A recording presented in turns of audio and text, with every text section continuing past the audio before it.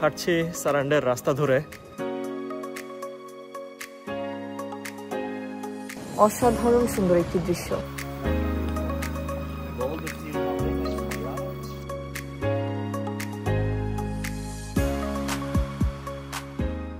Hello everyone, আসসালামু আলাইকুম, welcome to our new blog.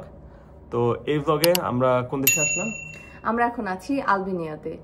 তো আমরা নতুন নতুন কিছু জায়গাতে ঘুরবো এবং আপনাদেরকে সাথে নিয়েও ঘোরাবো আমরা কোথায় কোথায় ঘুরছি। তো দর্শক, আমাদের সাথে থাকুন নতুন একটি দেশ আলবেনিয়াতে।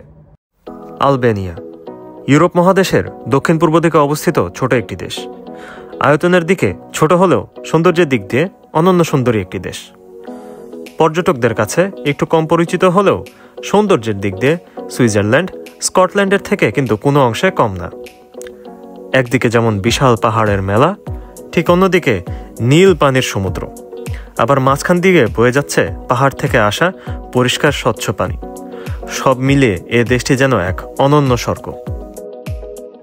সুযোগ পেলেই কোথাও ছুটে যাওয়া যেন নেশা হয়ে যাচ্ছে। আমরা লন্ডনের কাছে অবস্থিত লুটন এয়ারপোর্ট থেকে ছুটে যাচ্ছি আলবেনিয়াতে। লন্ডন থেকে মাত্র 3 ঘন্টার ফ্লাইট। প্রথমে যাচ্ছি আলবেনিয়ার রাজধানী টিরানাতে।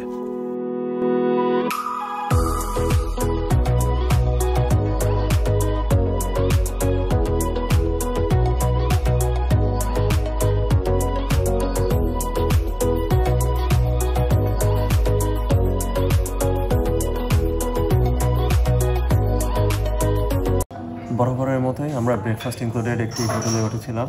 তো সকালে ব্রেকফাস্ট করে দিচ্ছি, পেট ভরে খেয়ে নিব এখন আমরা।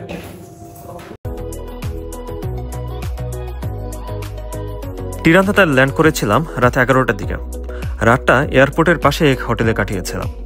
সকালে ব্রেকফাস্ট সেরে আমরা রওনা দিলাম সারান্ডের উদ্দেশ্যে। আমাদের প্ল্যান পুরোটা সময় ওখানেই কাটাবো। বাসে করে ছুটে যাচ্ছি সারান্ডের উদ্দেশ্যে।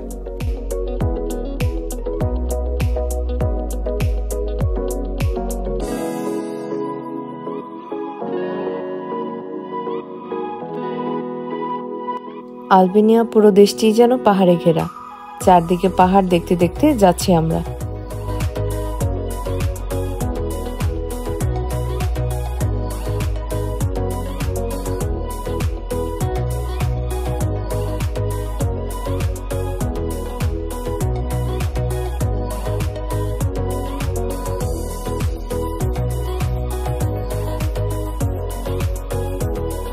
জার্নিটা কিন্তু বেশ দীর্ঘ ছিল, প্রায় 7 ঘন্টার জার্নি ছিল, কিন্তু জার্নিটা ছিল বেশ উপভোগ্য।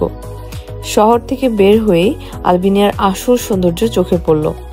পাহাড় আর পাহাড়, সবুজে সবুজে যেন মিলেমিশে একাকার। পাহাড় দেখতে দেখতে ক্লান্ত হয়ে গেলে অপর দিক থেকে দেখা মিলবে নীল শান্ত পানির বিশাল সমুদ্র। এই যেন পাহাড় সমুদ্রের অপূর্ব এক মিলন মেলা।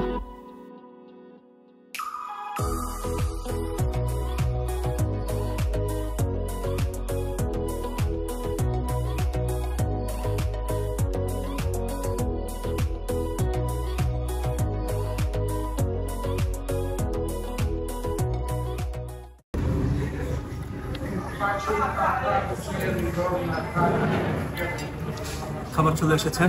প্রায় দীর্ঘ একটা জার্নির পর অবশেষে আমরা আমাদের সারান্ডেতে এসে পৌঁছালাম। তো এসে আমরা সবার ফার্স্টে একটা রেস্টুরেন্ট খুঁজে নিলাম। এখন আমরা খাওয়া দাওয়া করবো। তো আমি অর্ডার দিয়েছি এটা এখানকার একটা বিফ আইটেম। আর ডিশটি তোমারটা দেখো, ডিশটিটা হচ্ছে রিসর্ট। তো আমরা সমুদ্রের ধারে বসে সমুদ্রের ভিউ এনজয় করতে করতে এখন আমরা আমাদের খাবার এনজয় করবো।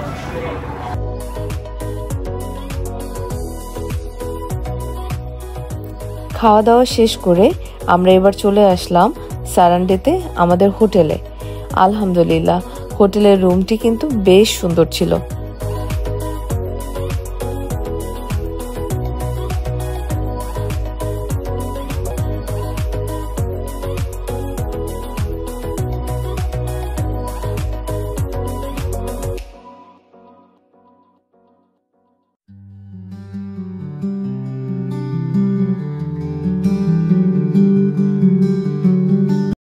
প্রিয় দর্শক, হাঁটছি সারান্ডের রাস্তা ধরে। আমাদের হোটেলটা আসলে অনেক উঁচুতে। আমরা এখন নিচে যাচ্ছি সারান্ডের সি বিচে। তো অসাধারণ সুন্দর একটি জায়গা। এবং অসাধারণ সুন্দর একটি সন্ধ্যা। এখন রাস্তাটা কিন্তু বেশ ঢালু, অনেক ঢালু। আসলে এটা সব পাহাড়ি অঞ্চল, কারণ আমরা যে সারান্ডেতে আসলাম আমরা পুরো পাহাড়ের মধ্যে দিয়ে এসেছি।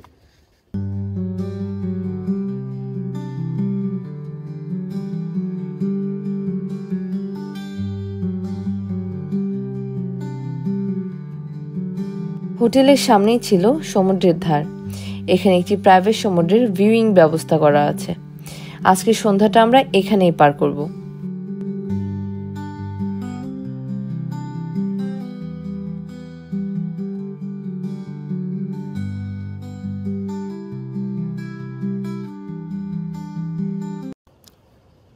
বিচের ধারে বসে সারান্ডের খুব সুন্দর সন্ধ্যাটি উপভোগ করছি।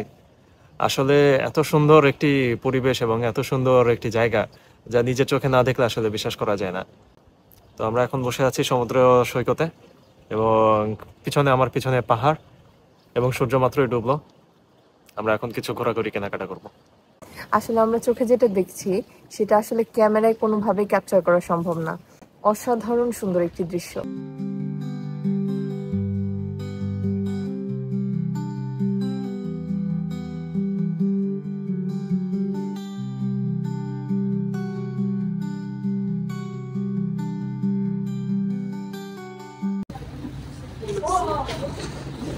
বৃষ্টি, কি দেখছো? এই দেশের ফল, দেখো কত ধরনের ফল। এগুলো কিন্তু আমাদের লন্ডনে পাওয়া যায় না। এটাকে কি ফল বলে জানি না। আমি যখন বাসে করে আসছিলাম এখানে, আস্তে আস্তে এই গাছটা আমি দেখেছি। প্রত্যেকটা গাছে এই ধরনের ফল ঝুলে আছে। তো আমি জানি না এই ফলগুলোর নাম কি। স্মেলটা সুন্দর, মিষ্টি একটা স্মেল, আমাদের বাংলাদেশের আমের মতো।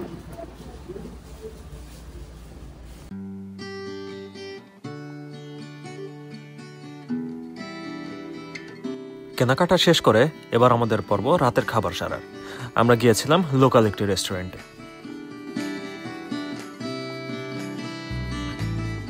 এই হচ্ছে আমাদের হোটেলের বারান্দা থেকে রাতের ভিউ। ঠিক ওই দিকটা হচ্ছে সমুদ্র, ওই দিকটা পুরো সমুদ্র। আর এই যে রাস্তা, সারান্ডের আঁকাবাঁকা রাস্তা, উঁচু নিচু রাস্তা। যেমন এই রাস্তাটি উপরের দিকে চলে গিয়েছে, আবার এই রাস্তাগুলো সব নিচে দিয়ে গিয়েছে। তো এই জায়গার রাস্তাগুলো সব উঁচু নিচু, পাহাড়ের উপরের এলাকা, তো খুব সুন্দর লাগছে দেখতে রাতের ভিউটা। আলবেনিয়া থেকে শুভ সকাল জানাচ্ছি সবাইকে। অসাধারণ একটি সুন্দর সকাল। সবাইকে সাথে করে নিয়ে একটু বাইরের দৃশ্যটা উপভোগ করতে চাচ্ছি। তো আমি যদি আমাদের বারান্দা একটু দেখি,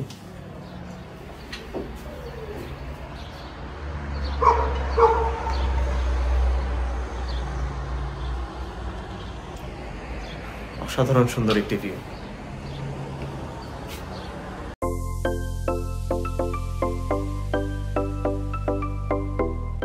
দ্বিতীয় দিন শুরু করছি হোটেল থেকে ব্রেকফাস্টে। আজকে আমাদের কিন্তু অনেক প্ল্যান আছে, এজন্য আমরা অনলাইন থেকে একটি ডে ট্রিপ বুকিং করে রেখেছিলাম। আমরা এই ট্রিপে করে 4টি জায়গাতে ঘুরবো। প্রথমে সেন্ট নিকোলাস মনেস্ট্রি, এরপরে ব্লু আই, এরপরে জিরোকেস্টা শহর এবং সর্বশেষে লেকুরসি ক্যাসেল। সীমিত সময়ে বেশি কভার করার জন্য এটি আসলে খুব একটি ভালো আইডিয়া বলা যায়।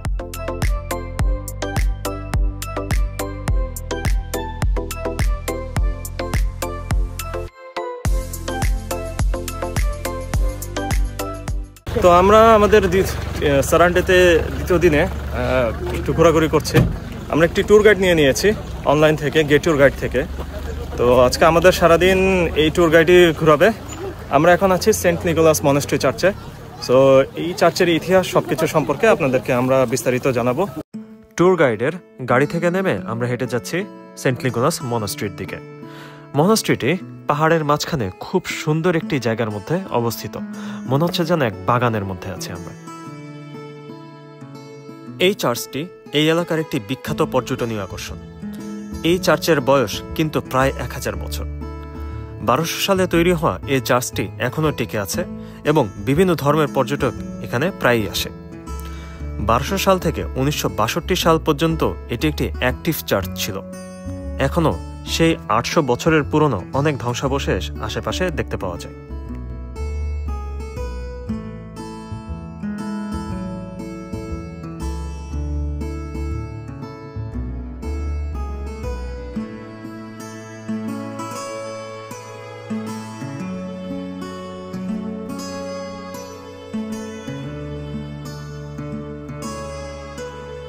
আমরা এখন যে চার্চের মধ্যে আছি সেন্ট নিকোলাস মনাস্ট্রি, এটা সেই 1200 সালের দিকে করা হয়েছে।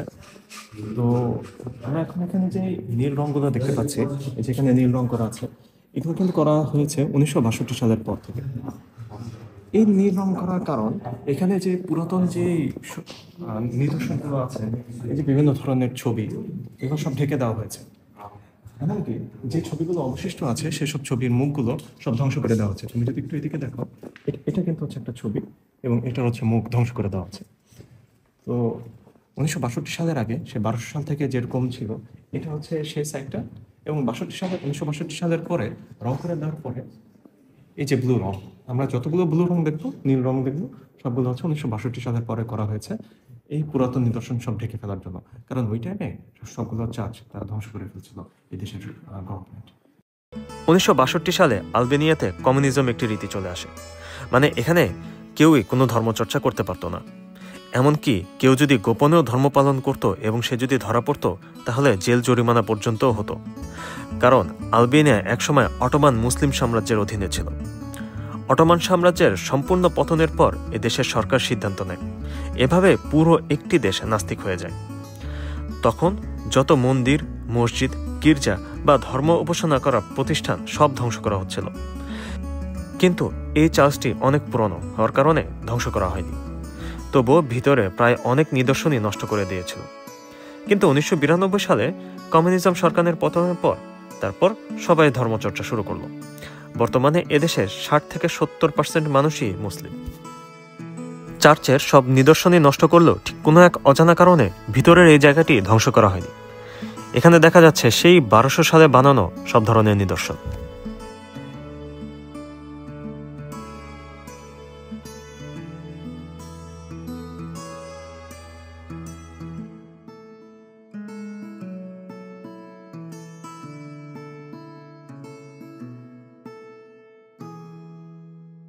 এই যে গাছটি আমরা দেখতে পাচ্ছি, এটি কিন্তু 1000 বর্ষী গাছ।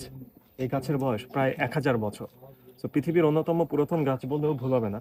যদিও পৃথিবীর অন্যতম পুরাতন গাছ হচ্ছে টিরানোতে আছে 3000 বছর, সেই তুলনায় এটি একটি বাচ্চা, কিন্তু তারপরও 1000 বছর পুরনো এই গাছটি। এখানে যে নিদর্শনগুলো দেখতে পাচ্ছি, এগুলো হচ্ছে কুয়া ছিল। এখানে অনেকগুলো কুয়া আছে, সবগুলো মোটামুটি ধ্বংস হয়ে গিয়েছে। এগুলো না সেই 1200 সালের দিকে বানানো কুয়া। চারিদিকে এই মনাস্ট্রির চারিদিকে এরকম অনেকগুলো কুয়া আছে। And he was a place where they stayed all the time. From 1224 to 1962, he was living 10 months on this place here, all the time.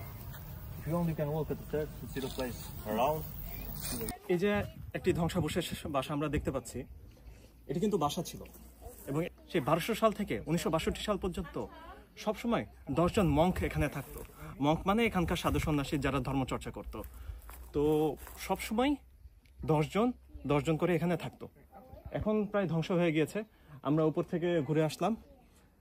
উপরে গেলে খুব সুন্দর একটি ভিউ পাওয়া যায় এই পুরো এলাকার।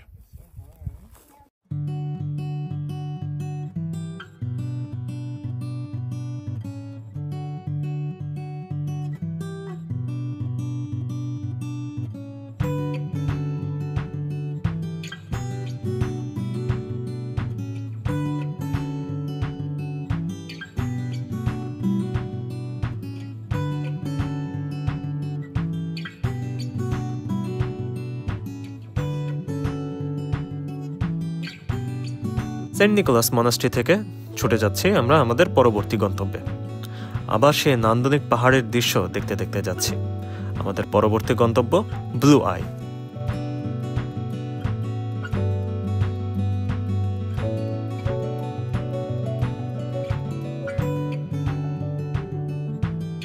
ব্লু আই দেখার জন্য কিন্তু আমাদের এখন টিকিট কিনতে হবে। এখন আমরা এখানে দাঁড়িয়ে আছি টিকিট কাটার জন্য, পার পারসন 50 লিভ।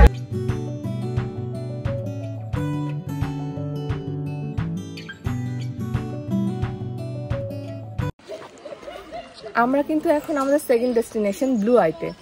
এই জায়গাটি আমাদের জন্য সম্পূর্ণ নতুন। আমরা আমাদের গাইড থেকে যেটা শুনলাম, প্রত্যেক দিন সামারে এই জায়গাটি অন্তত 5000 মানুষ এক্সপ্লোর করতে আসে। সো বুঝতেই পারছেন কতটা ফেমাস এই জায়গাটি। আসেন আপনাদের ঘুরে দেখাই।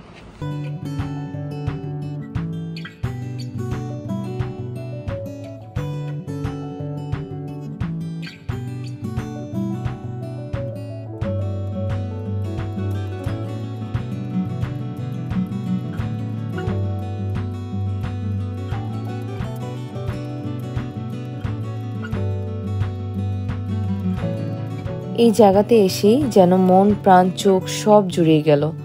এত সুন্দর পরিবেশ আর দৃশ্য আমরা শুধু সিনেমাতেই দেখেছি। এ যেন স্বচ্ছ পানির বাহার।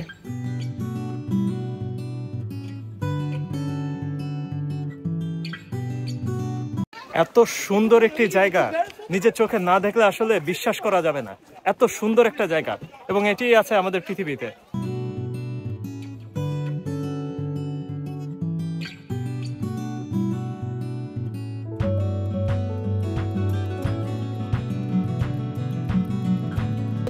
আমরা এখন আছি ব্লু আইতে। হাসির একটু এখানে আসো, দেখো দেখো আল্লাহর কি সুন্দর সৃষ্টি।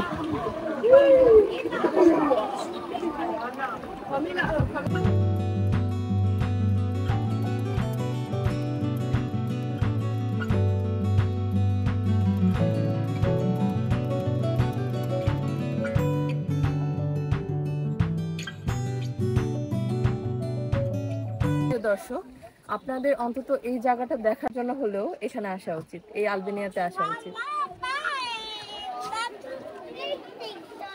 আমরা যে একটু আগে সেন্ট নিকোলাস মনাস্ট্রিতে ছিলাম, সেই মনাস্ট্রি হচ্ছে মেসোপটম জায়গার মধ্যে। সো মেসোপটম জায়গাটা হচ্ছে নদী এবং সাগরের মাঝামাঝি একটা জায়গা। তো সেই নদীর উপর বেস করে জায়গাটার নাম হচ্ছে মেসোপটম, এবং সেই নদীর পানি আসতো এই ব্লু আই এই জায়গা থেকে। এই জায়গাটি 10 মিটার বা প্রায় 33 ফুটের মতো গভীর, এবং এখানে পানি সব সময় 5 থেকে 10 ডিগ্রির মধ্যে থাকে। সেটা সামার হোক উইন্টার হোক, সবসময় এখানে 5 থেকে 10 ডিগ্রির মধ্যে থাকে। মাটির নিচ থেকে অনবরত বের হচ্ছে স্বচ্ছ পানি। পুরো নীলরাঙা পানি হওয়ার কারণে এই জায়গার নাম ব্লু আই বা নীল চোখ। এত সুন্দর স্বচ্ছ পরিষ্কার প্রাকৃতিক পানি পান করার লোভ সামলাতে পারলাম না। নেমে পড়লাম পানির মধ্যে বোতলে করে পানি নেওয়ার জন্য।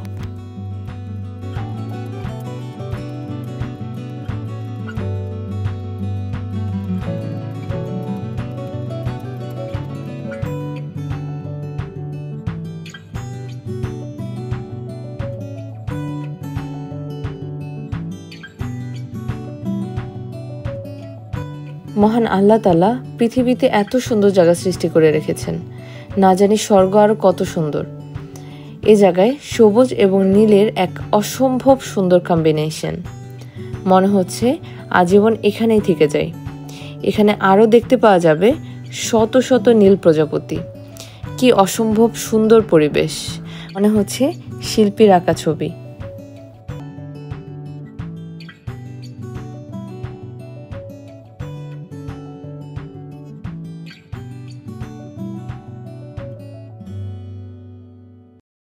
আল্লাহর সৃষ্টি যে এত সুন্দর হতে পারে, মানে আসলে নিজের চোখে দেখলে না দেখলে এটা আসলে বিশ্বাস করা যায় না। এত সুন্দর সৃষ্টি, একদিকে পাহাড়, একদিকে নীল পানি, একদিকে নীল প্রজাপতি। এখন আমরা ট্রেনের জন্য অপেক্ষা করছি, যাব হচ্ছে ট্রেনে। ওইটা আমাদের ট্রেন, দেখো।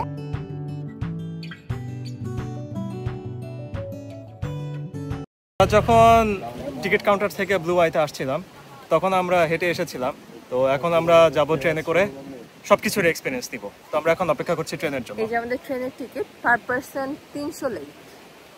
এই যে আমাদের ট্রেন চলে এসেছে। ছোটবেলায় শিশুবেলায় আমরা যেরকম ট্রেনে করে চড়তাম ঠিক ওরকম ট্রেন।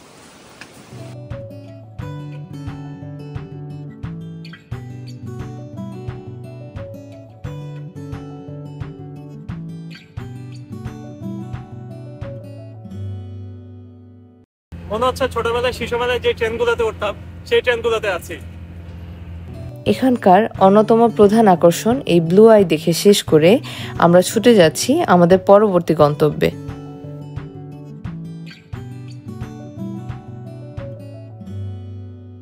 প্রিয় দর্শক, অন্ধকার সিঁড়ি বেয়ে নিচে নামলাম।